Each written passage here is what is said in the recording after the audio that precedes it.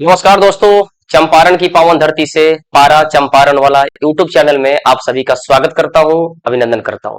दोस्तों, आज मैं लेके आया हूं आपके लिए एक छोटा सा विश्लेषण। विश्लेषण छोटा नहीं है, विश्लेषण बहुत बड़ा है, क्योंकि आपका एसएससी जीडी का एग्जाम हो चुका है, आंसर की भी आ चुका है। लेकिन कुछ ऐसे क्वेश्चन आपके एग्जाम में बने होंगे, कुछ ऐसे पैटर्न आपके एग्जाम में बने होंगे जो आपकी समझ से बाहर हो। ऐसे एसएससी जीडी ने रीजनिंग में ऐसा कोई सवाल नहीं पूछा है जो आपकी पहुंच से बहुत ही बाहर हो। अगर आपने ऑफलाइन मोड या ऑनलाइन मोड में पारा कॉम्पिटिटिव जोन या पारा चंपारण वाला को कभी आपने फॉलो किया होगा, किसी भी सब्जेक्ट में, मैथ्स हो, रीजनिंग हो या जीके हो, तो वहां आपको कंटेंट इतने मिल गए होंगे कि आपका एग्जाम आराम से निकल जाएगा। ठीक है, तो आज मैं एक छोटा सा विश्लेषण लेके आया हूं, ज्यादा नहीं, एक शिफ्ट का मैं अभी करा देता हूं, फिर एक शिफ्ट का मैं कल करा दूंगा। यानी आपको एक आइडियाज मिल जाएगा कि एसएससी जीडी के सवाल कैसे पूछे जाते हैं, और जो अगले आपके एग्जाम देने वाले होंगे अगले साल एसएससी जीडी वाले, उनको भी एक आइडिया मिल जाएगा। और जिनके शिफ्ट का मैं क्वेश्चन करा रहा हूं, जैसे ये शिफ्ट है 28 फरवरी 2024, पहला शिफ्ट 9 बजे का शिफ्ट है, तो जिन लोगों ने एग्जाम दिया था इस शिफ्ट में, इस डेट पर, वो अपना मिलाएंगे कि मैंने क्या गलती की है, ऐसा कौन सा सवाल आया था जो मुझसे नहीं बन पाया था। तो इसके विश्लेषण को लेकर मैं आपके सामने आया हूं। चलिए स्टार्ट करते हैं बिना देरी के आपके सामने कि पहला सवाल क्या पूछा गया था। टॉपिक बताता चलूंगा, आप नोट करते जाएंगे आपका क्या क्या टॉपिक है जो अगले साल जिनको भी पेपर देना है वो इसके लिए बिल्कुल रेडी रहेंगे। पहला सवाल जो पूछा गया था वो सीरीज से पूछा गया था। देखिए, सीरीज में भी बहुत सारे सीरीज है, लेकिन ये सीरीज जो क्या है, आप कहेंगे सर ये लेटर सीरीज का क्वेश्चन है। लेटर सीरीज किस क्वेश्चन है, यानी इसको हम कहते हैं अक्षर श्रृंखला।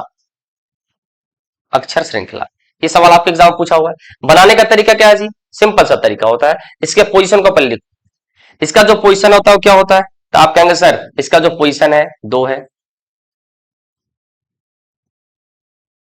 इसका पोजीशन 2 है, इसका पोजीशन 4 है, इसका पोजीशन 8 है और इसका पोजीशन 10। यानी पहले पोजीशन को पकड़िए, है ना, और ऑप्शन को पकड़ के क्वेश्चन को जल्दी जल्दी सॉल्व करने की कोशिश करिए। आपने किया भी होगा, और नहीं किया होगा तो टेक्निक सीखते जाइए, अप्रोच सीखते जाइए, उसका इस्तेमाल कीजिए, आपका आंसर बन के आ जाएगा। क्लियर है, क्या करना है जी, 2 4, यहां आपको क्या आना चाहिए, तो आप कहेंगे सर यहां 6 आना चाहिए, तो 6 का मतलब एफ आना चाहिए। तो कौन सा ऑप्शन एफ से शुरू हुआ है, तो आप कहेंगे सर ऑप्शन नंबर ए और ऑप्शन नंबर बी, तो बिल्कुल इसका जवाब हो ही नहीं सकता, क्योंकि ये शुरुआत एफ से नहीं हुई है। क्लियर है, आप लोग अपना जवाब देते रहिए, मैं देख रहा हूं सबको, है ना। आगे, यहां 13 है, यहां 15 है, तो यहां निश्चित तौर पर 19 अगर आया है, यहां पर 21 आया है, तो 13 15 के बाद 17 आया होगा, और एफ के बाद क्या आया होगा, क्यू आया होगा। एफ के बाद क्यू किस में आया है, सिर्फ इसमें आया है, इसको देखने की आवश्यकता नहीं, आपका क्वेश्चन खत्म हो जाएगा। यानी जिन लोगों को ये सवाल बनाने में 10 सेकंड से ज्यादा समय लगा होगा, तो वो अपने आप पर विचार करें कि अगर सर बता रहे हैं कि 10 सेकंड में बन जाने वाला है, तो मुझसे ये 10 सेकंड में क्यों नहीं बना। बात समझ रहे हो, तो आपको इस क्वेश्चन को 10 सेकंड में बनाना था, नहीं बनाए हो किसी कारणवश, भगवान न करे आपका रिजल्ट ना आए, लेकिन अगर नहीं आता है तो अगले साल जब एग्जाम बैठे और ऐसे सवाल आपके एग्जाम में आए, तो आपको 10 से 15 सेकंड से ज्यादा नहीं लगना चाहिए। क्लियर है, आगे चलिए अगला सवाल देखिए। अगला सवाल जो आपसे पूछा गया है, एक कंप्लीशन ऑफ फिगर का पूछा गया, कह रहा है विच answer figure will completed the pattern in the question figure, rotation is not allowed. ध्यान रखना, इस क्वेश्चन में एक चीज लिख के दिया है, रोटेशन इज नॉट अलाउड, यानी घुमाने की अनुमति नहीं है, घुमाने की अनुमति नहीं है, ध्यान रखना। अब आप कह रहा है कि इस पैटर्न को पूरा करना है, क्वेश्चन मार्क की जगह पर इस ऑप्शन में से कौन सा ऑप्शन उठा के डाल दिया जाए कि आपका पैटर्न क्या हो जाए, कंप्लीट हो जाए। इसको कहते हैं कंप्लीशन ऑफ फिगर, आकृतियों को क्या करना, सजाना, कंप्लीट करना। अब चलो यहां पर आपको देखना सबसे बड़ी चीज, तो आप देख रहे हैं एक चीज कि यहां जो फिगर है, इस फिगर में ये चीजें पूरी तरह से कंप्लीट है ना जी। तो ये इसको कंप्लीट करोगे तो सबसे पहले तो आपको एक शेप ऐसा चाहिए, एक एक चीज को पकड़ के करो, खत्म हो जाएगा। और ऑप्शन से एलिमिनेट करना सीखिए, ध्यान रखिएगा, ये आपका नॉन वर्बल है, और नॉन वर्बल जो होता है ना, पूरी तरह से ऑप्शन एलिमिनेशन पर होता है। अगर ऑप्शन को एलिमिनेट करके क्वेश्चन को ना बनाया जाए तो नॉन वर्बल के सवाल इतने आसान होते नहीं है, लेकिन अगर ऑप्शन से एलिमिनेट करना सीख गए, सारा काम आपका आसान हो जाएगा। अब देखिए, आपको चाहिए कि इस वाली लाइन पर ये आपका फिगर आधा होना चाहिए, लेकिन मजे की बात देखो, सारे में है, कोई फायदा आपको नहीं हुआ इससे। अच्छा, अगर मान लो कि ये नहीं हुआ, तो फिर ऐसा कौन सा दूसरा पॉइंट है जो पकड़ने वाला है, तो भैया इस पॉइंट से नहीं पकड़ पा रहे हो तो त्रिभुज को देखो, इस वाले शेप में जो त्रिभुज का शेप आपका आया है, कैसा आया है, तो आप कहेंगे सर इसमें जो त्रिभुज है, इसमें नीचे की तरफ है, तो इसमें त्रिभुज भी नीचे की तरफ है, यानी दोनों का दोनों त्रिभुज किधर है, नीचे की तरफ है। तो अगर ऊपर वाले में त्रिभुज ऊपर की तरफ है, तो निश्चित तौर पर त्रिभुज जो होगा ऊपर की तरफ ही होगा, ये कंपलसरी है, कोई दिक्कत नहीं। खोजो कि किसमें त्रिभुज ऊपर की तरफ है जी। भैया अगर मैं कहूं कि ये त्रिभुज, ये ऑप्शन खत्म, क्योंकि आपको त्रिभुज ऐसा ही चाहिए जैसा नीचे था वैसा ऊपर चाहिए। ये त्रिभुज आपका जिंदा रह सकता है कुछ देर के लिए, ये त्रिभुज भी खत्म हो गया, क्योंकि आपको यहां त्रिभुज चाहिए ना जी, यहां है तो यही चाहिए, ये तो ऊपर चला गया है, ये होगा नहीं। यानी ऑप्शन नंबर बी और डी में आपके त्रिभुज का शेप सेम है, और ये वाला भी शेप जो है वो भी क्या है, सेम। अब क्या देखें, तो भैया अब देखें कि सर ये जो लाइन गया है, ये लाइन यहां तक आएगा तब ने एक कंप्लीट होगा जी। इसका मतलब कि दोनों लाइन में क्या फर्क है, तो भैया ये दो लाइन इस कोने से इस कोने पर गई है, लेकिन ये लाइन कोना से कोना नहीं गया है, इसका मतलब ये भी ऑप्शन ही होगा, ऑप्शन नंबर बी आपका आंसर हो जाए। क्लियर है, इसको कहते हैं कंप्लीशन ऑफ फिगर, आकृतियों को क्या करना, पूर्ण करना। तो पहले ध्यान से समझना है, जो भी सवाल आए ऑप्शनल एलिमिनेशन, और क्वेश्चन आपके कम से कम 3 तो जीडी में आपके नॉन वर्बल के पूछे ही गए, तो नॉन वर्बल का जो वेट है उसको बना के चलना है ना। तो ऑप्शन एलिमिनेशन से ही आप क्वेश्चन को सॉल्व करेंगे। चलिए अगला सवाल देखिए, तो अगला सवाल भी आपका वही है, इसको कहते हैं paper cutting folding, paper folding and cutting, है ना, पेपर फोल्डिंग कटिंग। अब इसमें एक अप्रोच सिखा रहा हूं, अप्रोच को ध्यान से देख लो, क्या अप्रोच होता है पेपर कटिंग फोल्डिंग में जी। तो समझो, अगर आपने मिरर इमेज और वाटर इमेज के बारे में जानकारी इकट्ठा की है, मिरर इमेज और वाटर इमेज,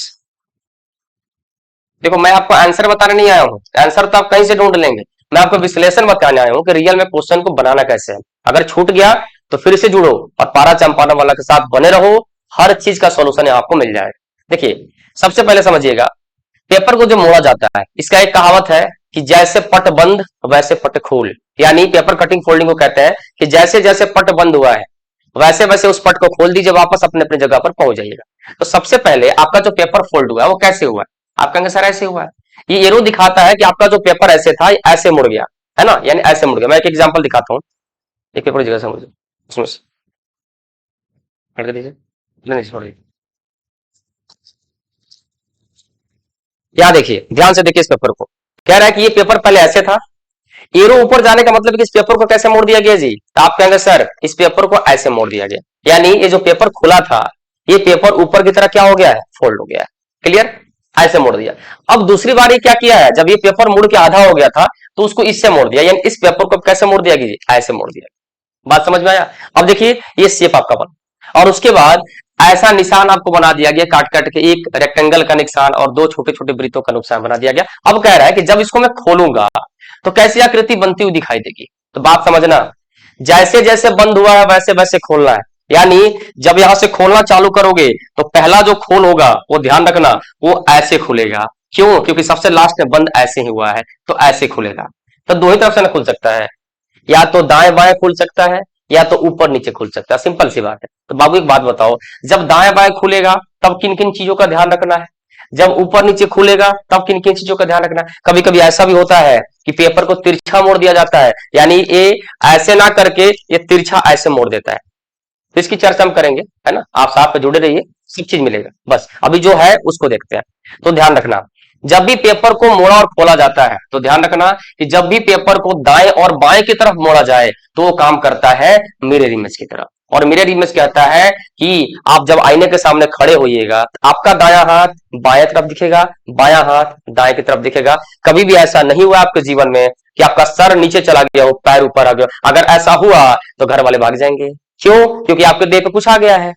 या दूसरी कंडीशन में अगर आप ठीक ठाक है तो दो ही कंडीशन में आप ऐसा काम करते हैं, या तो आपके देह पर कुछ आ गया है और नहीं तो शीर्षासन जब करते हैं तो सर नीचे और पैर ऊपर करते हैं। लेकिन आईने के सामने खड़े होइएगा तो जैसे आप हैं वैसे ही दिखेंगे, बस आपको ये दिखता है कि राइट और लेफ्ट आपस में क्या हो जाता है, बदल जाता है। तो जब वाटर इमेज और मिरर इमेज का कंसेप्ट यहां लगाइएगा ऑटोमेटिक सवाल बन जाएगा। कैसे, ये दाएं बाएं की तरफ खुलेगा बंद होगा और ये ऊपर नीचे होगा, तो जब दाएं बाएं हो तो एक ही चीज ध्यान रखना, जो दाएं तरफ होता है वही बाएं तरफ आएगा, अगर ऊपर नीचे हो तो ध्यान रखना जो ऊपर है वैसा ही नीचे बनेगा। क्लियर, अच्छा चलो, तो सबसे पहले ये खुलेगा तो क्या करेगा, तो भैया यहां है तो जस्ट यही रहेगा, यहां है तो यहां रहेगा, और इस किनारे पर है तो इस किनारे पर रहेगा। एक और कंसेप्ट इसमें काम करता है मिरर इमेज में, ध्यान रखना, ये बिल्कुल मिरर इमेज की तरह काम करेगा दाएं बाएं। एक और काम करता है कि जो दर्पण के नजदीक होता है ना वही दर्पण के नजदीक आता है। ध्यान रखना, एक कंसेप्ट सिखा रहा हूं, ध्यान से समझना। जो दर्पण के नजदीक रहता है वो दर्पण के नजदीक आता है, और जो दर्पण से दूर जाता है वो दर्पण के दूर ही जाता है ना। अब सबसे पहले ऑप्शन ढूंढने जाओ, सब मत बनाओ, सब बनाने का हो सकता है, ऑप्शन को एलिमिनेट करना है। सबसे पहले ऑप्शन ढूंढने जाओ कि किस ऑप्शन में ये वाला चीज दिख रहा है। नहीं दिखेगा तो काट काटा देंगे। तो चलो, तो क्या इस वाले ऑप्शन में चीज दिख रहा है? आप कहेंगे सर बिल्कुल दिख रहा है। क्या इस वाले में नहीं दिख रहा है? कट गया, ऑप्शन खत्म हो गया। क्यों? क्योंकि ये जो गोला है नीचे की तरफ है जी, और आपका गोला इस ऑप्शन में ऊपर की तरफ चला गया। ये तो सही था, ये सही नहीं है। अच्छा, यहां ये ऑप्शन, आप कहेंगे सर ये ऑप्शन ठीक है, दिक्कत नहीं है। ये ऑप्शन, आप कहेंगे सर ये ऑप्शन गलत है। ये ऑप्शन गलत क्यों हो गया? क्योंकि इसमें दो आपके राउंड आने चाहिए छोटे छोटे, एक ही राउंड आया है, यानी दो ऑप्शन तो कटा ना जी। कुछ रिलैक्स महसूस हो रहा है? बिल्कुल होगा। एग्जामिनर बेवकूफ नहीं है, वो सवाल पूछ रहा है, उसको पता है कि इस सवाल को बहुत ही कम देर में बच्चों से बनवाना है, तो लॉजिक बिल्कुल फेल नहीं होना चाहिए। अब सुनो, यहां आपने खोल दिया, अब इसको नीचे की तरफ खोलना है, क्योंकि आप ऐसे मुड़ा था, तो नीचे की तरफ जब खोलेंगे तो वाटर इमेज की तरफ काम करेगा। जो ऊपर वो नीचे, जो नीचे वो ऊपर। लेकिन इसमें भी वही चीज अप्रोच इस्तेमाल करना। कैसे? जो नजदीक है वो नजदीक ही रहेगा, जो दूर है वो दूर ही रहेगा, और जैसा है वैसा ही रहेगा। बताओ कौन सा आंसर टिक कर सकते हो?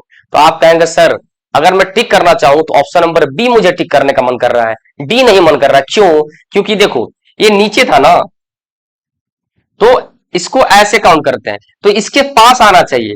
जल प्रतिबिंब हो या आपका दर्पण प्रतिबिंब हो, दर्पण में जो पास था वही पास, जो दूर था वो दूर। तो जल में भी जो पास वो पास, जो दूर वो दूर। तो ये देखो, इसके पास ये आना चाहिए, आया है, इसके पास ये आना चाहिए, आया है, और इसका यहां और इसका यहां। दूसरी भाषा में क्या कह सकते हो कि सर जो ऊपर होता है वो नीचे चला जाता है, जो नीचे होता है वो ऊपर चला जाता है। तो ऑप्शन नंबर बी आपका सही जवाब हो जाएगा। क्लियर है? मैं इतनी देर से अगर समझा रहा हूं, इस चीजों को थोड़ा सीखिएगा भी, क्योंकि आने वाले समय में बिहार एसएससी का एग्जाम आने वाला है, रेलवे की बहुत सारी वैकेंसी आने वाली है, तो इसके लिए तैयार रहिएगा। और सोमवार से जुड़ना नहीं भूलिएगा, शाम 6 बजे मैं लेके आ रहा हूं बिल्कुल आपके लिए जबरदस्त सेशन रीजनिंग का, तो उसके साथ जुड़े रहिएगा। चलिए अगला सवाल है, which two sign should be interchange to make the given equation correct. कह रहा है, सिंपल सवाल है, सवाल कह रहा है कि इसमें से किन दो साइन को, किन दो चिन्हों को आपस से बदला जाए जिससे ये समीकरण आपका क्या हो जाए, सही हो। अच्छा देखो, इसका लॉजिक बता रहा हूं, बड़ी आसान लॉजिक है, बड़ी प्यारा लॉजिक है। अगर ढंग से आपने सीख लिया तो इस क्वेश्चन को बनाने में 10 सेकंड लगेगा। क्या लॉजिक होता है? कह रहा है कि किन दो साइनों को आपस से बदला जाए, हमारा इक्वेशन क्या हो जाए, 16 हो जाए, सही हो जाए। यानी इसका मतलब है कि इक्वेशन अभी गलत है, तभी तो लिख रहा है ना जी। अच्छा, साइन को बदलते समय आपके पास कोई ऑप्शन है? अगर आप कोई लॉजिक नहीं सीखे हैं तो आप ये ना करेंगे जी, बदल बदल के चेक करेंगे, दूसरा क्या उपाय। लेकिन इसका लॉजिक क्या है, सुनो। एक लॉजिक क्या दिया है कि 11/4, आपका मान कितना लाना है जी, 16। एक बात बताओ, 11/4 अगर हम करते हैं तो ये कटेगा जी हमारा? आप कहेंगे नहीं कटेगा, तो नहीं कटेगा तो बट्टा में जाएगा, और बट्टा में जाए या पॉइंट में रहे। अगर 11 को 4 से भाग देते हो तो कुछ पॉइंट आएगा, 2 पॉइंट कुछ आएगा। लेकिन अगर ये पॉइंट में चला गया तो आंसर परफेक्ट आएगा, कभी नहीं आएगा। इसका मतलब हुआ कि सर भाग्य वाला साइन को तुम निश्चित तौर पर बदलना है, इसको यहां से हटाना ही हटाना है। तो भैया एक बात बताओ, किस ऑप्शन में भागा वाला साइन बदलने के लिए कह रहा है? तो ऑप्शन नंबर ए में तो नहीं कह रहा है, तो नहीं कह रहा है तो किसी काम का है। ऑप्शन नंबर बी में तो नहीं कह रहा है, तो क्या ये किसी काम का है? ऑप्शन नंबर सी और ऑप्शन नंबर डी कह रहा है कि चेंज करना है भाग को। अब सोचो कि सर भागा की जगह पर गुना और गुना की जगह पर भागा अगर लाएंगे तो भाग जहां भी जाएगा वो परफेक्ट मान में कटना चाहिए, ये ध्यान रखना। एक बात बताओ, गुना और भागा को अगर चेंज करते हैं तो यहाँ भागा चला जाएगा, यहाँ गुना चला जाएगा, इसका मतलब पॉसिबिलिटी है सर कि ये कट जाएगा, बिल्कुल कटेगा। अच्छा, अगर हम प्लस को भागा से बदलते हैं तो सर प्लस, यहां देखो भागा यहां आ जाएगा, भागा यहां आ जाएगा, और प्लस यहां चला जाएगा। तो एक बात बताओ, 3/11 करोगे यानी पूरे समीकरण को भी एक साथ रख लो तब भी किसी काम का नहीं होगा। 12 × 3/11, क्या एक काट लोगे? नहीं कटेगा। इसका मतलब कटने वाले सिर्फ और सिर्फ ऑप्शन नंबर सी होगा, यही आपका सही जवाब हो जाएगा। मैं क्रॉस चेक करके दिखा देता हूं। देखो बाबू, बिना लॉजिक का सवाल एग्जाम में नहीं आएगा, ये ध्यान रखना। अगर आप गलती करेंगे तभी गलती होगा। यहां मैं भागा ले जा रहा हूं, यहां मैं गुना कर रहा हूं, चलो करते हैं चेक। यहां आंसर 4 हो जाएगा, प्लस 11 चौका 44 माइनस 32, 44 का 4 क्या होता है, 48, 48 में से 32 घटाओगे क्या आएगा, 16 आएगा कि नहीं आएगा? बिल्कुल आएगा। यानी ऑप्शन नंबर सी क्या हो गया, सही जवाब हो गया। ये लॉजिक है, रीजनिंग इसी को कहते हैं। अगर कैलकुलेशन करने जाइएगा तो सारा कर्म हो जाएगा आपका। चलिए अगला सवाल, arrange the given word in the sequence in which they occur in the dictionary. कह रहा है डिक्शनरी के अकॉर्डिंग, शब्दकोश के अनुसार, कह रहा है शब्दकोश के अनुसार इस पांचों शब्द को सजा के दिखाइए कि इसमें दिया गया ऑप्शन कौन सा ऑप्शन ऐसा है जो शब्दकोश को दर्शाता है। अब देखो, अगर सजाने बैठोगे उतना फुर्सत एग्जाम में नहीं है, आप सिर्फ क्या देखो कि इसमें सर ऑप्शन शुरू किससे हुआ है। यानी कहने का मतलब है कि जब इसको आप सजाएंगे तो 3 नंबर से ऑप्शन शुरू हो रहा है, या तो 2 से ऑप्शन शुरू हो रहा है, 2 ही से ऑप्शन शुरू हो रहा है, या तो 3 से या तो 2 से। कहने का मतलब है कि सर 3 वाला अवेक और 2 अवेक, इन दोनों में से पहले कौन आए, तो इन दोनों में से जो पहले आएगा उसी से ना ऑप्शन की शुरुआत होगी जी। तो चलो इसी को देखो, बाकी सबको मत देखो। तो देखो ए डब्ल्यू ए तक तो सेम लेटर है, ए डब्ल्यू ए तक यहां भी क्या है, सेम है, तो ये तो पता ही नहीं चल पाएगा कि कौन वर्ड पहले आएगा कौन वर्ड बाद में आएगा। इसका मतलब कि आई और के पर फोकस आपका होना चाहिए कि सर पहले आई कि पहले के। तो आप कहेंगे सर पहले आई आएगा, इसका मतलब ऑप्शन की शुरुआत जो होगी आप कहेंगे सर 2 से होगी, यानी ऑप्शन नंबर ए और ऑप्शन नंबर सी पूरी तरह से कट के बाहर हो जाएगा। क्लियर है। अब देखो यहाँ 2 के बाद 4 आया है, 4 के बाद 1 आया है, यहां भी 2 के बाद 4 आया है, 4 के बाद 1 आया है, यानी यहां तक तो ठीक है दोनों ऑप्शन, लेकिन 3 और 5 में से पहले कौन आएगा यही डिसाइड करेगा कि आपका ऑप्शन आंसर कौन करेगा। तो चलो 3 और 5, 3 यहां है 5 यहां है, क्या क्या कॉमन है जी, तो आप कहेंगे सर ए डब्ल्यू ए तक कॉमन है, ए डब्ल्यू ए तक कॉमन, आर पहले की वाई पहले, तो पहले आर, इसका मतलब 5 पहले 3 उसके बाद में, ऑप्शन नंबर डी सही जवाब आपका हो जाए। बात समझ रहे हैं, यानी ये डिक्शनरी का सवाल है और सारे सवाल मैं बता रहा हूं ऑप्शन बेस्ड। अगर आपने अपने एग्जाम में अपनी परीक्षा में इन सारी अप्रोचों का इस्तेमाल नहीं किया है तो एक बात ध्यान रखना मेरे दोस्त, अगर ये गलत कर रहे हैं आप, अगर इस अप्रोच का इस्तेमाल नहीं कर रहे हैं आप, इसका मतलब आप कहीं ना कहीं गलत जगह फंसे हुए हैं। मैं ये नहीं कहता कि दुनिया के शिक्षक आपके गलत पढ़ा रहे हैं, दुनिया के टीचर गलत होते हैं, कोई चैनल गलत हो रहा है, या तो आप खुद उस पर मेहनत नहीं कर रहे हैं, या तो आप सही प्लेटफॉर्म पे नहीं है, तो अभी भी कोशिश जारी रखिए। अगले साल जिनको देना है अभी भी एक अच्छे प्लेटफॉर्म को पकड़िए ताकि सही जानकारी आपके पास पहुंचाई जा सके। मैंने ऐसा कोई भी सवाल नहीं बताया है जो आपको 15 से 20 सेकंड से ज्यादा लगे। गलती आप खुद से करेंगे तभी आपकी गलती होगी, या तो आपको उस जगह पर नहीं पहुंचे हैं जहां ये तरीका आपको सिखाया जाए, तो उस जगह पर रहिए जहां ये सारे अप्रोच आपको सिखाया जाए।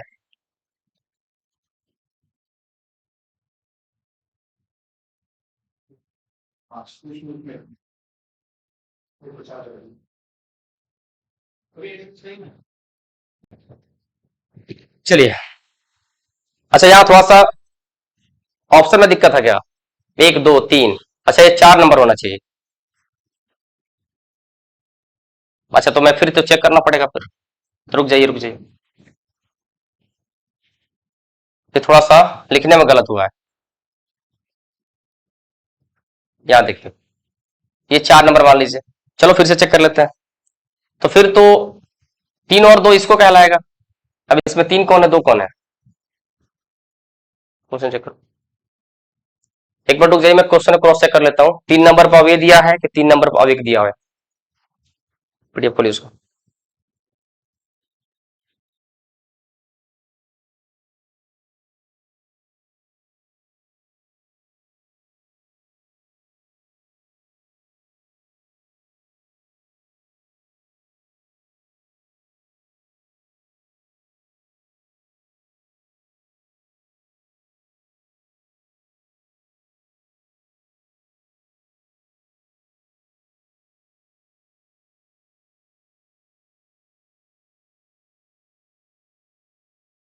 चलिए ठीक है, इस तरह से नंबरिंग है। अब चलो थोड़ा सा देख लेते हैं, ये तो मान लो गलती हो जाएगी तो दिक्कत होगा। अब आपको खोजना है कि 2 और 3 में पहले कौन आएगा, तो चलो इसमें और इसमें फैसला करो। ए डब्ल्यू ए कॉमन है, ए डब्ल्यू ए कॉमन है, यानी पहले आई आएगा फिर वाई आएगा, इसका मतलब ऑप्शन की शुरुआत 2 से होगी। ठीक है, जो कटा था ऑप्शन वो बिल्कुल अपने जगह पर सही था। 2 4 1 यहां तक कॉमन है, 2 4 1 यहां तक कॉमन है। अब 3 और 5 में पहले कौन आएगा ये फैसला करना था, तो भैया 3 यहां है 5 यहां है, ए डब्ल्यू ए यहां तक कॉमन, ए डब्ल्यू यहां तक कॉमन, आर और वाई में पहले क्या, तो आप पहले आर, इसका मतलब पहले 5 आएगा। ऑप्शन सही है, जो आंसर आया था वो बिल्कुल सही है, आंसर में गलती नहीं है, आंसर बिल्कुल अपनी जगह पर सही है। वो थोड़ा सा टाइपिंग मिस्टेक हो गया था, उसको लेकर कोई दिक्कत नहीं। चलिए आगे बढ़िए, अगला सवाल। अगला सवाल दिया है, in a certain language if pantry is coded 274365, steady is coded 931785, then what will dates be coded as. देखो ये आसान सवाल है, देखो बच्चे फंसते इसी में है, थोड़ा ध्यान से देखना। अगर आपको यह तरीका नहीं सिखाया गया होगा तो निश्चित तौर पे आप यहां फंसे होंगे। यहां देखिए, मैं जब भी बच्चों को पढ़ाता हूं ये चीज उनके जहन में डाल देता हूं कि भैया लेटर टू लेटर या लेटर टू डिजिट में जो सवाल बनते हैं वो कितनी वैरायटी के बनते हैं, ये जानना आपको बहुत ही जरूरी है। और सबसे पहले मैं बच्चों को क्या सिखाता हूं कि पहले देख लेना कि जो यहां लेटर इस्तेमाल किए गए हैं क्या ये लेटर इसी में से उठाए गए हैं। अगर इसी में से उठाए गए होंगे तो इसका कोड भी इसी में छिपा होगा, अगर इसमें से नहीं उठाए गए होंगे तो फिर आप अगला दिमाग लगाइएगा। तब वो एक बात बताओ यार, DATEC, DATES, ये जो डेट्स है ये डेट्स कहां से उठाया आपने? तो भैया ये डेट्स सारे के सारे लेटर सर यहीं से उठाए गए, तो इसका कोड भी इसी में छुपा होगा। अच्छा, इस कोड को कंफर्म कौन करेगा ये भी देख लो, इस कोड को कंफर्म कैसे होता है, कैसे पता चलेगा, कैसे कंफर्म होइएगा कि सर ये इसी में का कोड लेना है, तो उसका भी तरीका सिखाता हूं, देख लो। यहां लास्ट से तीसरे स्थान पर क्या है? टी है, तो यहां लास्ट से तीसरे स्थान पर क्या है? तो आप कहेंगे सर टी के लिए 3, तो अगर टी नीचे होगा तो इसके लिए भी 3 ही लिखा होगा, ये कंपलसरी है, ये होना ही चाहिए। तो देखो सेकंड प्लेस पर टी, सेकंड प्लेस पर 3, इसका मतलब अगर लेटर 2 बार आए तो 2 बार 3, अगर लेटर 3 बार आएगा तो 3 बार एक ही जगह पर सेम कोड होगा, ये ध्यान रखो। आगे देखो तो और कुछ है इसमें जो डबल है? नहीं है, भूल जाओ। इसका मतलब जो जिसके जगह पर उठा के आंसर कर दीजिए। डी के लिए कोड क्या लेंगे? तो इसी में से लेंगे 8, फिर ए के लिए कोड क्या लेंगे? 7, टी के लिए कोड क्या लेंगे? 3, ई के लिए कोड क्या लेंगे? 1, और एस के लिए कोड क्या लेंगे? तो 9। आपका आंसर होगा 87319, यानी 87319 आपका जवाब हो जाएगा ऑप्शन नंबर सी। क्लियर है? तो बिल्कुल आसान सवाल है। अब देखो कुछ बच्चे ऐसे होंगे ना इसमें उनको तरीका नहीं पता होगा, वो क्या करते होंगे, यहां नंबर डालेंगे 16, 1, 14, 20, 18 और 25 और लगेंगे कैलकुलेशन करने की ऐसे होता है, वैसे होता है, ऐसे होता है। लेकिन बाबू मैंने पहले ही कह दिया है ये जो सवाल है वो इसी में से पूछे गए हैं, तो इसका जवाब भी इसी में छुपा होगा, अलग से कुछ भी कैलकुलेशन करने की आवश्यकता आपको नहीं है। क्लियर है? चलिए अगला सवाल क्या पूछा जीडी ने? हाँ, अगला सवाल क्या पूछा सुनो। 5 कलीग्स है, आलोक, Bhavna, Chetan, Divya, Anekta are seated as a circular table facing the centre. अब ध्यान रखो 5 लोग हैं, इंग्लिश मीडियम हिंदी मीडियम की इशू नहीं है, ध्यान रखिए, मैं समझा देता हूं, टेंशन नहीं लीजिए। 5 लोग हैं, ये मत समझिएगा सर इंग्लिश में क्यों करा रहे हैं, कोई मतलब नहीं है, इतना इंग्लिश आपको आना चाहिए कि आप अपने बच्चों को भी एबीसीडी पढ़ा पाए। अब इतना इंग्लिश में नहीं सीखेगा तो फिर तो दिक्कत है ना। क्या कह रहा है? 5 कलीग्स है, आलोक, Bhavna, Chetan, Divyang, Ekta are seated in a circular table facing the centre. सबका फेसिंग सेंटर है, तो ध्यान रखिएगा ये आपका राइट होगा। जब फेसिंग सेंटर होता है तो ये राइट होता है और ये क्या होता है? लेफ्ट होता है। क्या बोला है? चलो पहला दिया है कि Chetan who is sitting to the immediate left of Ekta is also second to the right of Divya. अब इसका मतलब समझो पहले, क्या कह रहा है कि Chetan who is sitting to immediate left of Ekta, Chetan जो है वो एकता के इमीडिएट लेफ्ट है, तो ये एल लिखा हुआ है, इमीडिएट लेफ्ट का मतलब जस्ट उसके बगल में है, इसका मतलब कि चेतन यहां होगा। बात समझ में आया? Chetan who is sitting to the immediate left of Ekta is also second to the right of Divya, यानी इसी के बारे में कह रहा है कि यह अब किसके राइट में दूसरा होगा जी? तो दिव्या के राइट में दूसरा, यानी दिव्या का राइट में दूसरा का मतलब दिव्या को जब आप यहां बैठाएंगे तो इसका दाहिना दूसरा कौन हो जाएगा? चेतन, यानी चेतन के लिए ही दोनों नाम जोड़े गए हैं। फिर से रिपीट कर रहा हूं, Chetan who is sitting to the immediate left of Ekta is also second to the right of Divya. हो गया? आगे Bhavna is not sitting next to Chetan. क्या कह रहा है जी? भावना इज नॉट सिटिंग यानी नहीं बैठी है नेक्स्ट टू चेतन, यानी चेतन के बगल में नहीं बैठी है। तो अगर चेतन के बगल में नहीं बैठी है तो भावना कहां बैठेगी? तो आप कहेंगे नीचे बैठेगी। हो गया? किसका नाम बचा उसको उठा के छाप दो, आलोक का नाम बचा है, आलोक को उठा के छाप दीजिए। बैठ के 5 लोग क्या पूछ रहा है? Who is sitting second to the right of Bhavna, Bhavna के राइट में सेकंड स्थान पर कौन होगा? तो ध्यान रखना जिसका जगह सबसे लास्ट में भरने के लिए बचता है ना सवाल उसी से पूछे जाते हैं। तो भावना के राइट में सेकंड पर कौन होगा? तो आप कहेंगे सर आलोक होगा, यही आपका सही जवाब हो जाएगा। क्लियर है? देखिए मैं यहाँ आपको आंसर टिक कराने नहीं आया हूं, मैं यहाँ आपको सिखाने आया हूं कि अगर आप गलत ट्रैक पर हैं तो जिंदगी आपकी यही खत्म नहीं हो रही है, अभी आगे एसएसजीडी फिर आएगा, तो गलत ट्रैक पर हो तो सही ट्रैक पर अभी भी चले आओ। और ध्यान रखिएगा जब अगली बार एसएसजीडी का एग्जाम होगा तो एक जबरदस्त बैच शुरू करेंगे हम लोग पारा चंपारण वाला ऐप पर, और वो जो पढ़ाई पढ़ाएंगे आप तो आपको भी लगेगा कि हाँ हम कहां थे और अभी कहां बैठे हैं, इस चीज का ध्यान रखिएगा। चलिए अगला सवाल, in the following question select the related letter to the given, यानी एनालॉजी का सवाल है, ये एनालॉजी का सवाल। समानता। सवाल कह रहा है कि A Z C V W X में जो समानता है, यही समानता आपको एस यू एस का किसके साथ है। तो आप देखो, यहां देखो एक है, इसका नंबर 26 होता है, इसका नंबर 3 होता है, इसका नंबर 22 होता है, इसका 21 होता है, इसका 24 होता है। ये होगा कैसे, सोचने वाली बात। अगर आप देखो जो बच्चे, अब देखो यहां भी बता रहा हूं मैं, जो बच्चे सही ट्रैक पर नहीं होंगे ना, उनसे भी सवाल नहीं बनेगा। दिन भर घूम के आए होंगे, नहीं बना होगा। कारण क्या है, क्योंकि वो उन लोगों को ये तरीका बताया नहीं गया। मैं हमेशा बच्चों से कहता हूं कि बी का नंबर सिर्फ 2 लेके अगर जिंदगी को जिएगा तो आप वहां नहीं पहुंच पाएंगे जहां पहुंचना चाहते हैं। भैया बी को 2 मान के चलो, और जहां जरूरत पड़ती है जल्दी से इसको 28 भी मानने की कैपेसिटी आप रखो। कैसे, क्योंकि आपका जो अल्फाबेट होता है ना, वो ऐसे चलता है, ऐसे चलता है एक्स वाई जेड। यानी 26 अगर खत्म हो गया तो फिर से हम इसको 27 और 28 मान सकते हैं, बिल्कुल मानते हैं, और बिना माने सवाल बनेगा भी नहीं। चलो देखते हैं, अगर आपको लग रहा है कि सर मजाक कर रहा है, अभी पता चल जाएगा। अगर आप बी को सी को 3 मान के 22 से कंपेरिजन कीजिएगा, कभी आपका आंसर नहीं बन पाएगा। लेकिन जैसे ही आप इसको सी मानेंगे 29, आपका ये काम आसान कर देगा। कैसे कर देगा, देखो तो 29 और 22 में क्या है, कितने का गैप आ रहा है। तो आप कहेंगे सर गैप जो है, या ऐसे भी कर सकते हो, फर्स्ट लेटर का फर्स्ट लेटर से कर दो, इसको 29 मान लो और इसको क्या मान लो, 27 मान लो। तो देखो तो 27 माइनस 5 कितना, 22। भैया 26 माइनस 5 कितना, 21। और इसमें 29 माइनस 5 24 हो गया। बस वही काम यहां करना है।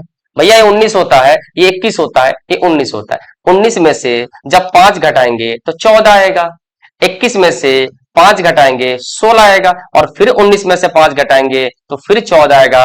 एनपीएन आपका जवाब हो जाएगा, और खुशी खुशी आप घर चले आएंगे। लेकिन अगर ये चीज आप नहीं जानते होंगे तो आपको दिमाग में चल रहा होगा, बाप रे बाप, 1 से लेकर 22 तक में कंपेरिजन 21 को जोड़ा गया है ना, मुश्किल हो जाएगा फिर आपके, है ना। तो ये चीजें सीखेंगे तो आप सही जगह पर ही सीखेंगे।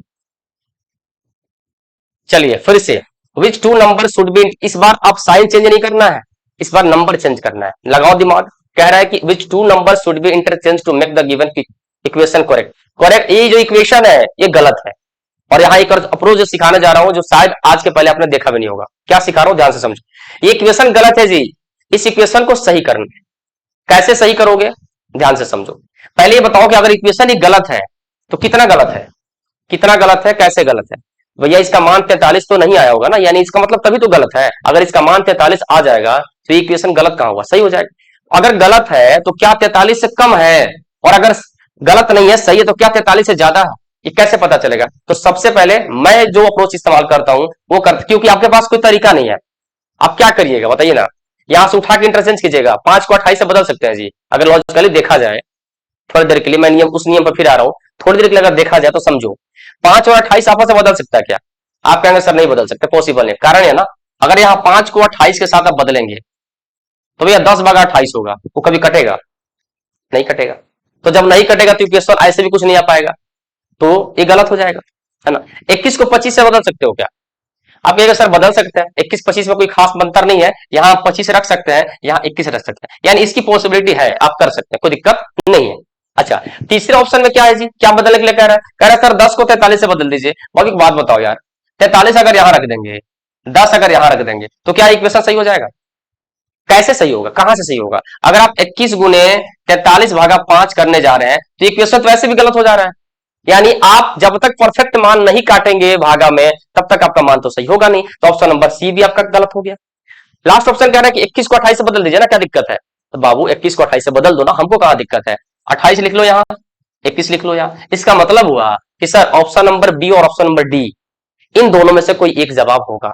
तो मेरे पास एक अप्रोच है कि बाबू मैं अगर आपको 2 आम देता हूं, कहता हूं कि इसमें से एक आम खट्टा है, कंफर्म है, तो दोनों में चुबा मारिएगा नहीं ना, किसी एक को खाओगे पता चल जाएगा। अगर एक मीठा तो दूसरा खट्टा। अगर इसको रख के आपने चेक किया और अगर आपका आंसर सही नहीं आ रहा है, इसका मतलब ये आंसर गलत है। तो आपके हाथ में क्या है, दोनों हाथ में लड्डू है, एक चेक करो या दूसरा चेक करो, जो मन में आए। चलो इसी को चेक कर लेते हैं, अगर लिखा है मैंने तो 25 माइनस 21 प्लस 28 गुने सीधे क्या करेंगे 2, 56, क्योंकि 10/5 2, 28 दूनी 56 आ जाएगा। चलो जोड़ते हैं इसको, 6 1 7 5 2 7, 77 में से क्या करते हैं, ये तो मान तो माइनस चला जाएगा जी, सॉरी सॉरी सॉरी, ये क्या कर दिया मैं, 6 5 11 1 5 2 7 1 8, इसमें से हम घटाएंगे कितना 81, ये मान कितना आ रहा है, इस 60 ला रहा है, तो क्या ये सही होगा, गलत, यानी 21 और 28 नहीं बदलेगा, तो आंसर क्या बचा, बी। लेकिन एक तरीका सिखाने जा रहा हूं मैं, उस तरीका को आपको सीखना है, इसलिए सीखना है कि हो सकता है आपके एग्जाम में कभी ऐसा कंडीशन आए जहां ऑप्शन आपके दो ना कटे, चारों के चारों ऑप्शन बच जाए, तो फिर आप क्या करेंगे। तो चलो एक तरीका सीखते हैं। तरीका क्या समझो, सबसे पहले इस इक्वेशन का मान निकालो कि रियल में इसका मान आ कितना रहा है ना। अभी जो दिया उसका रियल मान क्या आ रहा है और उसका कंपेरिजन 43 से करना, क्या मान आ रहा है जी, चलो तो करते हैं। 25 माइनस 28 प्लस 21 गुने 2 कर देंगे, तो आ जाएगा 25 माइनस 28 प्लस 42, जोड़ो 5 और 2 7, 4 और 2 6, माइनस घटाएंगे 28, 17 में से 8 गया 9 और 5 में से 2 गया 3, यानी आना चाहिए 39। रियल जो इसकी वैल्यू है वो कितनी आनी चाहिए जी, 39। दिया क्या है 43, ध्यान रखना 39 आ रहा है और दिया है लाना कितना है 43। इतना मतलब आपको अपना कोशिश ये करना है कि आपका 5 नंबर क्या हो, बढ़े, ये ध्यान रखना। आपका 5 नंबर क्या करना है, बढ़ाना है। तो आपको ऐसे ऑप्शन को उठाना है जिससे नंबर इंक्रीज हो, डिक्रीज ना हो। तो नंबर को इंक्रीज करने के लिए क्या करेंगे, हाँ यहां देखिए 5 नहीं 4, यहां आपको 4 नंबर क्या करना है जी, बढ़ाना है। तो 4 नंबर का आपका फोकस किस पे होना चाहिए, नंबरों को बढ़ाने पर, ना कि घटाने पर। अगर कोई ऑप्शन आपके नंबर को कम करने की कोशिश कर रहा है तो वो ऑप्शन आपका कभी भी सही जवाब नहीं हो सकता। अब चलो तो ऑप्शन पे चलते हैं। ये उसलिए बता रहा हूं जब चारों के चारों ऑप्शन जिंदा रह जाए, ना कटे, तब इसका अप्रोच इस्तेमाल कीजिएगा, अच्छा अप्रोच। तो चलो 5 और 28 कह रहा कि चेंज करने के लिए, तो अब 5 और 28 तो हम पहले ही काट देंगे, इसलिए काट देंगे कि इससे कैलकुलेशन परफेक्ट आएगा ही नहीं, तो 5 28 तो लेने का सवाल ही नहीं। अच्छा 21 और 25 को क्या करेंगे, देखो तो अगर 21 को 25 के साथ बदलते हैं, 25 यहां लेंगे और 21 यहां लेंगे, तो एक बात बताओ मुझे, सिंपल सी बात बताओ, आपका जो अभी मान आ रहा था इसके इक्वेशन का निकालने में कितना आ रहा था, 39 आ रहा था। अच्छा अगर 21 और 25 को आपस से बदलते हैं तो कितने का अंतर हो रहा है, पहले इतना बता दो। आप कहेंगे सर 21 यहां आएगा और 25 यहां जाएगा, इसका मतलब कि ये 25 वैल्यू प्लस में है और यहां भी ये प्लस में है, अंतर कितने का हो रहा है दोनों साइड बदलने पर, 4 का। 4 का हो रहा है कि नहीं हो रहा है, और घटा रहा है कि बढ़ा रहा है। तो आप कहेंगे सर घटाएगा कहां से, जहां कहां जोड़ने वाले थे, जहां 21 जोड़ने वाले थे, तो क्या क्या जोड़ रहे हैं, 25 जोड़ रहे हैं, तो कितना वैल्यू बढ़ाना पड़ रहा है, 4, और आपको कितना बढ़ाना है, 4, खत्म, कुछ नहीं सोचना है। बात समझ में आ रहा है, फिर से रिपीट कर रहा हूं सुनो। आपने 21 को जब 25 से बदला तो सिंपल सी बात है, आप कहेंगे सर यहां 25 हम की जगह पर 21 ला दिए, 4 कम हो गया, और यहां 21 जगह पर क्या ला दिए, 25 ला दिए। जो गुना हम 21 से करने वाले थे वो गुना आप 4 अंक ज्यादा से करेंगे, तो हमको कितना अंक बढ़ाना था रियल में, 4 अंक ना जी। तो यानी जो 39 आ रहा था उसको 43 करने के लिए हमें 4 अंकों को इंक्रीज करना था, वही तो इसका अंतर कितना है, 4 का। यही आपका डायरेक्ट आंसर दे जाएगा, इसी को कहते हैं option based question, direct option से आपका क्या बन जाएगा, आंसर बन जाएगा। क्लियर है। तो दो अप्रोच है, इसके पहले मैंने बताया उसका इस्तेमाल करो, या फिर ये जो बताया है उसका इस्तेमाल करो। क्लियर है। चलिए अगला सवाल। अगला सवाल फिर से आपका नॉन वर्बल का है, सीरीज से क्वेश्चन है, इजी सवाल था। क्या है देखो, इस वाले में फिगर क्या है जी, तो आप कहेंगे सप्तभुज। ये जो क्वेश्चन है सप्तभुज है, यानी 7 भुजाओं से बंद आकृति को सप्तभुज कहते हैं, 7 भुजा। अच्छा या क्या है, ये षष्ठभुज है। ये क्या है जी, तो 5 भुजाओं से बंद आकृति पंचभुज कहलाती है। और ये क्या है जी, चतुर्भुज समझ लो, 4 भुजाओं से बंद आकृति को चतुर्भुज कहते हैं। तो भैया एक एक रेखा कम हो रहा है, तो यहां आपको त्रिभुज तो तय है, त्रिभुज तो आएगा ही आएगा। ऊपर से पहली आकृति खाली थी, दूसरी आकृति क्या थी, भरी हुई थी, तीसरी आकृति खाली थी, चौकरी भरी हुई थी, तो पांचवी आकृति भी क्या होगी, खाली होगी। क्लियर, यानी त्रिभुज खाली चाहिए, ये दोनों ऑप्शन किसी कीमत पर हो नहीं सकते। ठीक, अब इन दोनों ऑप्शन में कंफर्म कैसे होगा, तो नंबर पाओ, 44 से 49 से 44 पाए हो -5 किए हो, 44 से 38 पे आए हो तो -6 किए हो, यहाँ -7 किए हो, तो यहाँ आपको -8 करना है। जैसे -8 करेंगे 2 से 31 आएगा और यही आपका सॉरी 223 आएगा और वही आपका क्या हो जाएगा, सही जवाब हो जाएगा। यानी यहाँ 223 और यहाँ आपका त्रिभुज खाली। क्लियर, यही आपका क्या हो जाएगा, सही जवाब हो जाएगा। ठीक है। अगला सवाल, अगला सवाल सीरीज का है और सीरीज का बहुत ही आसान सवाल है ना, इसमें कुछ कुछ नहीं सोचना है। 625 से 6 पर गए तो क्या हुआ, -25, 600 से 575 पे गए तो क्या हुआ -25, 575 से 550 पे गए तो -25, 550 से 525 पे गए तो -25। अब आप -25 करेंगे तो पहुंच जाएंगे 500 के पास, यही आपका सही जवाब हो जाएगा। इससे आसान सवाल सीरीज में नहीं आ सकता, और उम्मीद नहीं थी कि एसएससी जीडी ऐसे सवाल पूछेगा, क्योंकि एसएससी जीडी का जो पिछला स्टैंडर्ड था पिछले साल का सवाल, उससे निश्चित तौर पर इस सवाल का लेवल थोड़ा सा गिरा है, क्योंकि पिछले बार मुझे इससे ज्यादा स्टैंडर्ड सवाल लगा, है ना।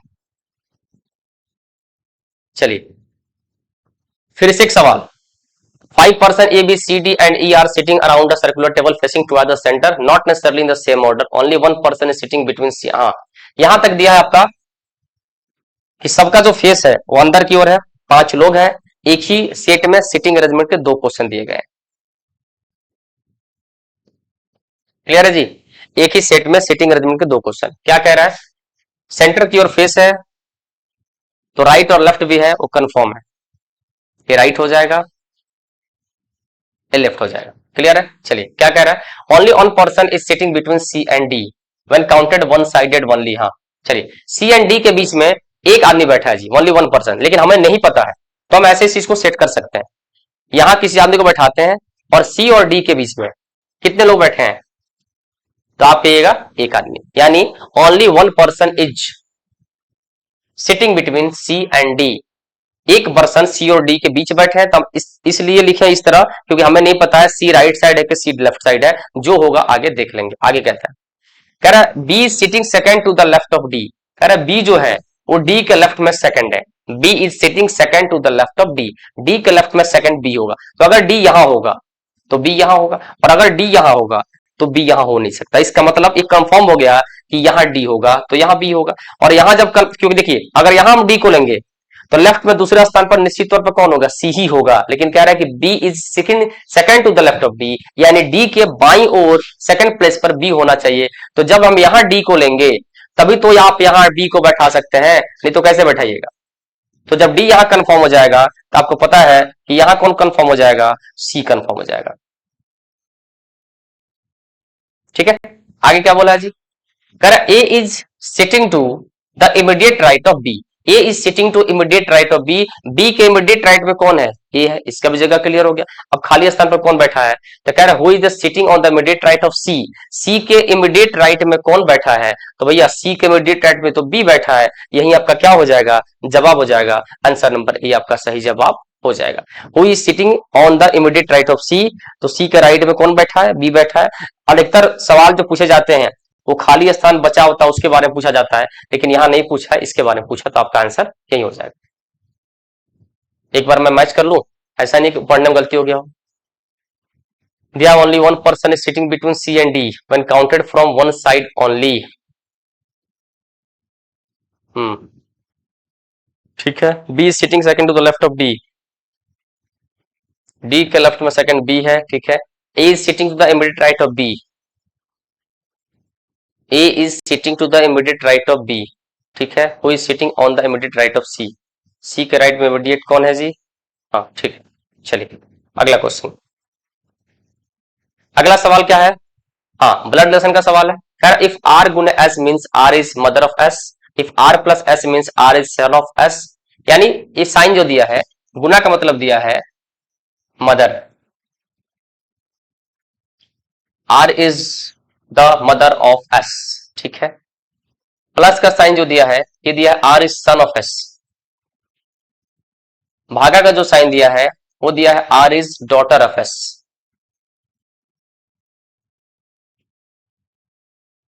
माइनस का जो साइन दिया है वो दिया है R is husband of S, husband of S। क्या कह रहा है, हाउ इज, मैं यहां लिख देता हूं, यहां देखो A plus D minus C गुने B, how is A related to B in the expression. देखो इसमें देने का मतलब है, सब में पहले वाले रिलेशन दिया है, R is mother of S यानी पहला, R is the son of S पहला, R is daughter of S पहला, R is husband of S पहले, यानी पहले वाले रिलेशन क्लियर किया है। तो जब भी A प्लस D आएगा तो पहले वाला दूसरे वाले का कुछ लगेगा उसको लिखना है। तो प्लस किसको दिखाता है, सन को, इसका मतलब A जो है वो बेटा है, किसका बेटा है, डी का बेटा है। माइनस का मतलब हस्बैंड है, इसका मतलब पति, और गुना का जो मतलब है वो है मदर यानी माता। क्लियर है? क्या पूछ रहा है? एज रिलेटेड टू बी, ए और बी का रिलेशन पूछ रहा है जी। कैसे पढ़ेंगे? तो जैसे एरो चला है, माता का पति, भैया माता का पति पिता, और पिता का बेटा क्या होता है? तो भाई होता है। इसका मतलब कि ब्रदर आपका आंसर हो जाएगा। ए का पूछा है तो ए का आंसर क्या हो जाएगा? भाई हो जाएगा। क्लियर है? कोई दिक्कत? आगे अगला सवाल है। अगला सवाल आपका एनालॉजी का है, यानी समानता। बिल्कुल आसान सवाल था, देखते बन जाने वाले सवाल थे। जे के एल यानी 11 से पहुंचे 12 पर, 24 से पहुंचेंगे 26 पर, यानी पहले वाले में +1 हुआ, दूसरे वाले में +2 हुआ है। ऐसा ही सेम लॉजिक किस में लगा है? आप कहेंगे सर पी क्यू, यानी 16 से पहुंचे 17 पर और 19 से पहुंचे 21 पर, पहले वाले में +1, दूसरे वाले में +2, ऑप्शन नंबर डी यही आपका सही जवाब हो जाएगा। क्लियर है? इससे आसान सवाल नहीं बनते, बहुत आसान है। अगला सवाल फिर से सीरीज का आया है जी, क्या करेंगे? तो चलिए देखते हैं। यहां से यहां पहले गैप निकालो। भैया गैप जो है -4 है, यहाँ गैप जो है -5 है, यहाँ गैप जो है -6 है, यहाँ गैप जो है -7 है, यहाँ गैप जो है -8 है, अगला गैप -9 का होगा। 13 में से 9 गया 4, यानी 44 आपका सही जवाब हो जाएगा। इससे भी आसान सवाल आएगा क्या सीरीज में? बिल्कुल नहीं आएगा। दोनों सीरीज के जो सवाल आए थे वो बिल्कुल आसान आए हैं, इसलिए सीरीज में नो टेंशन। मैंने बहुत बड़े बड़े लेवल आपको दिखा दिए सीरीज में, तो ये क्वेश्चन तो आसानी से आपने बना लिया होगा। बाकी जब आपका रिजल्ट आएगा तो फिर आप पे चर्चा होगी कि क्या आपने किया और क्या नहीं किया। बहुत सारे बच्चों का अच्छा नंबर है। तो चलिए गैप था 4, 5, 6, 7, 8, 9, 17 नंबर सवाल। ये भी सीरीज का सवाल है, आसान सवाल है। देखो ए के बाद बी, बी के बाद सी, सी के बाद डी, तो ए के पहले क्या आया होगा? जेड, तभी तो वाई जेड, और जे के बाद फिर ए शुरू हो गया है, तो ऑप्शन की शुरुआत तो जेड से होगी। ये दोनों ऑप्शन काट के बाहर कर दो। अच्छा इधर से अब देखो O P Q R S, यानी जेड के साथ एस चाहिए, ऑप्शन नंबर डी आपका सही जवाब हो जाएगा। यानी इधर से ऐसे पढ़े थे Y Z A B C D, और इधर से ऐसे पढ़े थे O P Q R S, और एस के बाद यहाँ टी, यानी ऑप्शन नंबर डी डब्बा आपका सही जवाब हो गया। चलिए ये आया है एम्बेडेड फिगर, अंतर्निहित आकृति। From the given option figure select the one the which is hidden embedded, rotation is not allowed. देखो रोटेशन इज नॉट अलाउड कह रहा है कि आपको खोजना है ऐसी आकृति, है ना? ऐसी आकृति आपको किस फिगर में खोजनी है? देखिए ध्यान से देखिएगा, एक चीज बता रहा हूं, रोटेशन अलाउड नहीं है। अगर रोटेशन को अलाउड कर दिया जाए ना तो ये सवाल आपके लिए बड़ी टफ हो जाएगा, इसलिए रोटेशन को अलाउड नहीं करता इसमें। आपको हूबहू ऐसे ही खोजना है। तो देखो ऑप्शन को एलिमिनेट कैसे किया जाता है, पहले ध्यान से समझो। आप मुझे बताओ कि इस त्रिभुज का शेप सिर्फ पकड़ो, बाकी नीचे का लाइन छोड़ दो, सिर्फ त्रिभुज बताओ। क्या किसी फिगर में ऐसा ही त्रिभुज आपको बनता हुआ दिखाई दे रहा है क्या? इसमें ऐसा त्रिभुज बना है कहीं? नहीं बना है। इसमें ऐसा त्रिभुज कहीं बना है जी? आप कहेंगे सर ये वाला त्रिभुज देखिए तो, कहां बना है? नहीं बना है। त्रिभुज बनता तो लेते, नहीं लिए हैं। ऐसा त्रिभुज कहां बना है? आप कहेंगे सर यहां तो बना है, बिल्कुल बना है, बिल्कुल सही कह रहा है, बना है, लेकिन इसके नीचे लाइन चाहिए, तो इसमें नहीं है। ऑप्शन नंबर डी आपका सही जवाब हो जाएगा। बिना कुछ सोचे समझे मार दो, वही आपका सही जवाब हो जाएगा। कारण है, क्या कारण है? क्योंकि इसमें त्रिभुज बना है लेकिन त्रिभुज के नीचे लाइन नहीं है, तो हटा दो। ऑप्शन एलिमिनेशन, ऑप्शन से काटो, आंसर को फिनिश करो, आपका काम आसान। चलिए अगला सवाल है सिलोजिज्म से। क्या कह रहा है? सम फोन्स आर लैपटॉप्स, कुछ फोन जो है लैपटॉप है। ये फोन है और फोन का कुछ एरिया जो है वो लैपटॉप ने ले लिया, ठीक है? सम लैपटॉप्स आर टेबल, कुछ लैपटॉप जो है वो टेबल है। ध्यान रखिएगा, इस फिगर का मतलब ये हुआ कि कुछ फोन लैपटॉप होगा, कुछ लैपटॉप टेबल होगा। इसका मतलब ये नहीं हुआ कि फोन को भी टेबल बना दीजिए, जब तक नहीं कहेगा तब तक बिल्कुल लेना ही नहीं है। उसके बाद सम टेबल्स आर डेस्कटॉप, कुछ टेबल को डेस्कटॉप बनाया है, ठीक? अब क्या क्या पूछ रहा समझो। पहला, सम फोन्स आर डेस्कटॉप, कह रहा है कि कुछ फोन डेस्कटॉप है। भैया इसके बारे में तो कुछ बोला ही नहीं है, तो हम ना ही जवाब यस में दे सकते हैं, ना ही जवाब नो में दे सकते हैं। छोड़िए, इग्नोर कीजिए, ये डाउट में चला गया, और डाउट का मतलब नॉट फॉलो, ध्यान रखना। दूसरा कह रहा ऑल टेबल्स आर फोन्स, कह रहा सभी टेबल फोन है। कह रहा भैया टेबल और फोन के बारे में कोई आइडिया नहीं है, हमारा आइडिया फोन और लैपटॉप के बारे में है। इनके बारे में इनका रिलेशन क्या होगा? ये दोनों का दोनों डाउटफुल में ही जाएगा, यानी नॉट फॉलो में ही जाएगा। ऑप्शन नंबर कौन होगा? Both conclusion 1 and 2 follow, neither conclusion 1 and 2 follow, option number C यानी ना ही एक ना ही दो आपका सही जवाब होगा। अगला क्वेश्चन सीरीज, बिल्कुल आसान सवाल। देखो अब मुझे लग रहा है कि 20 क्वेश्चन जो इस बार पूछा गया है रीजनिंग में ना, ये सेट जो मेरे पास पहुंचा है, इसमें अगर इस क्वेश्चन का ढंग से किसी ने प्रैक्टिस किया होगा ना, जीडी की तैयारी ढंग से किसी ने की होगी, तो इस सवाल को बनाने में उसे 10 मिनट लगा होगा। 10 से 12 मिनट ले लो, उससे ज्यादा नहीं। 12 से 13 मिनट नहीं जाना है, 12 मिनट बहुत है, लेकिन आप किए होंगे तब ना प्रैक्टिस। चलिए क्या कह रहा है, अब देखो पहले ये जो इस कोने पर था, उसके बाद इस सामने हो गया, उसके बाद इस कोने पर हो गया, यानी अगर डायरेक्शन की मूवमेंट को देखा जाए, सीरीज को बनाने के लिए डायरेक्शन का ज्ञान होना जरूरी है, ये ध्यान रखिएगा।